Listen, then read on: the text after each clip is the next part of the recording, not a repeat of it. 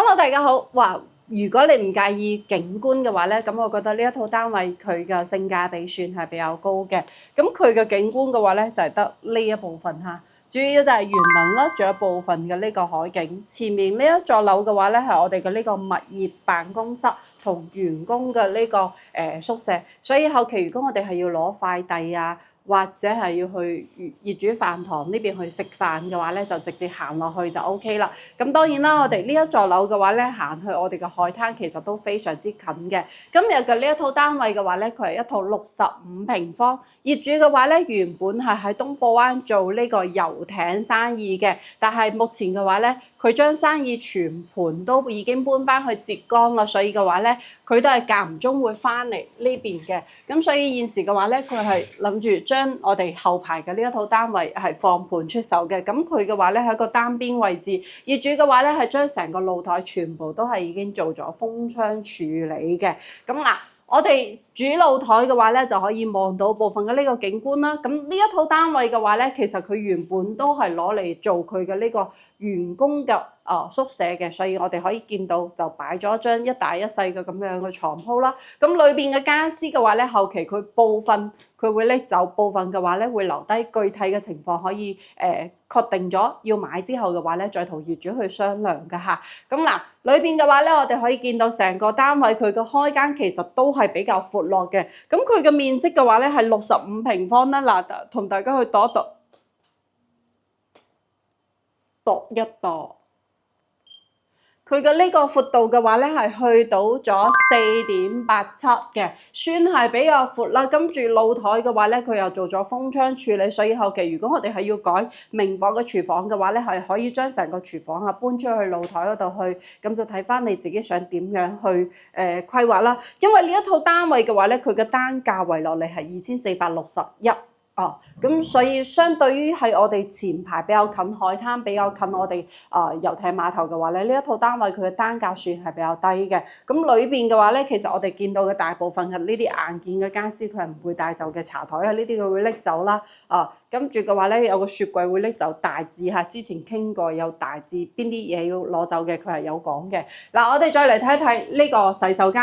佢呢個洗手間嘅話咧，嗱，業主嘅話咧係將佢嘅呢個馬桶換咗個電動嘅坐廁啦。咁呢度呢種戶型嘅話咧，尤其是一期呢邊71座呢邊嘅話咧，基本上都係冇做乾濕分離嘅。嗱，仲有一個點咧，就係我哋再嚟睇一睇入戶嘅呢個位置嚇。佢嘅單邊位置咧，咁其實佢呢個露台，因為佢呢一層樓嘅原因嚇，所以佢呢邊嘅話咧，呢度係一個牆啦。咁但係呢邊嘅話咧，係有一個採光嘅玻璃窗，所以佢其實呢個露台嘅話咧係非常之闊落，所以佢係擺咗呢個收納架喺呢個位置嘅。咁但係入門呢邊嘅話咧，業主係換咗個裝格嘅子母門啦。咁其實呢一個門嘅話咧，佢嘅費用其實都唔低㗎。你就知道，做遊艇生意嘅呢啲業主嘅話咧，對於自己嘅單位，包括佢其實現時喺度住緊嘅嗰套單位，佢嘅呢個佈置都係使咗好多銀碼嘅。嗰套單位係全屋封窗，但係嗰套單位佢唔賣。我本身諗住佢係兩套單位一齊賣，我就話咁兩套一齊影啦，但係佢話就唔買呢一套。